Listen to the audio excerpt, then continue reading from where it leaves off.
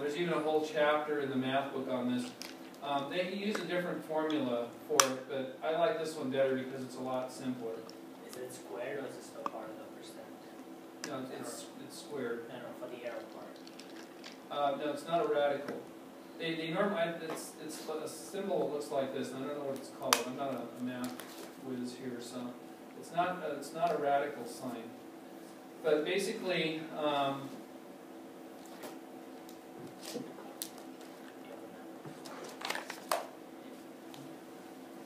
okay, now in nuclear medicine, we typically have a confidence level of 95% for 2 standard deviations.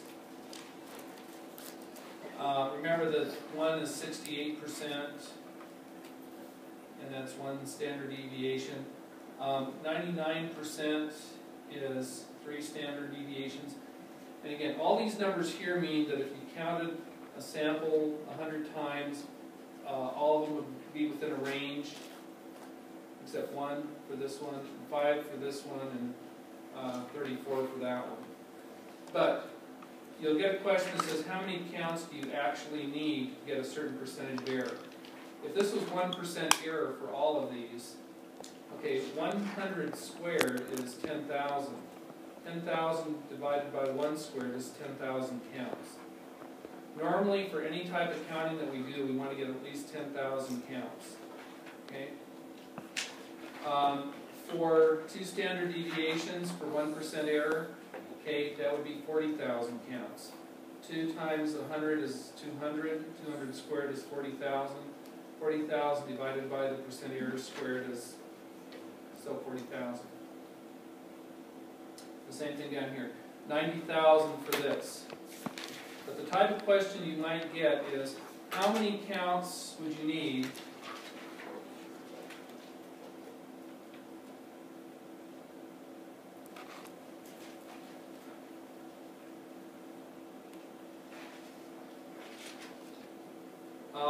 for a 5% error at 2 standard deviations?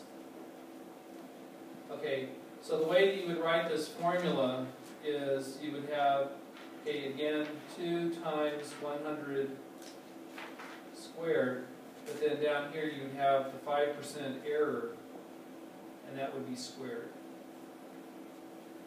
Okay, so basically you would have 40,000 divided by 25, and whatever that is, that would be how many counts you would need for 5% error at that level.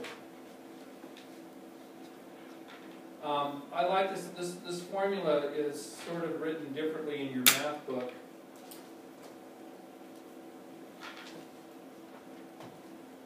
I think there's too many steps when you do it that way in the math book.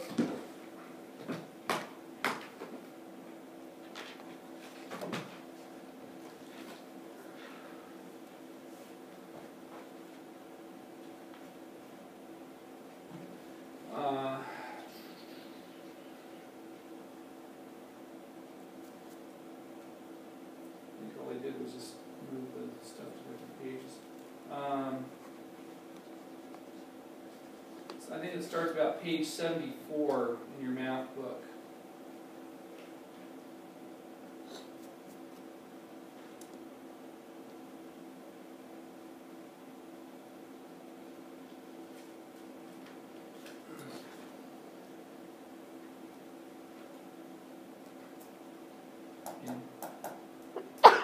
In the math book, they put down, 100% over the square root of n, and then when you're trying to calculate n, that means that you have to square everything.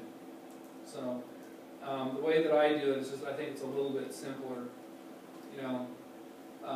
Like here for 1% error at 1 standard deviation, or this is 2 standard deviations. So determine the maximum number of counts required to obtain less than 1% error at 95% confidence. Okay, the way that I would have had you guys do it, I would have just said, okay, 40,000 divided by 1 squared. Okay. Yeah, I mean, you can use this formula if you want. This is on page 74. But you will get questions like that. And as I said, if you just realize that for one standard deviation, it's always 10,000 counts. For 2 standard deviations, it's always 40,000. And then for 3 standard deviations, it's 90,000. And then just divide that by the error percentage squared. Okay? That's the easiest way to do it, at least the way I figure it. Okay? So it goes 90, or it goes 10, 40, 90? Yeah, 10, 40, and 90. And then if you divide that by the error squared, that'll tell you how many counts you need. I think it just simplifies it. Like over here, how many counts are required for a 2% error at the 68% confidence interval? It's 10,000 divided by 4. Yeah, basically it's 10,000 divided by 4. So it's a lot easier to do it that way than to, I mean, for me, it is, than to set up the formula that they have there. Because here they're saying, you know, it would be 2 times 100% squared or something. I don't know. The same thing here, how many counts for 5% error? So this would be 10,000 divided by 25. So this math book is, a lot of people don't use it at all. If in nuclear medicine schools, it's like the Bible, I think.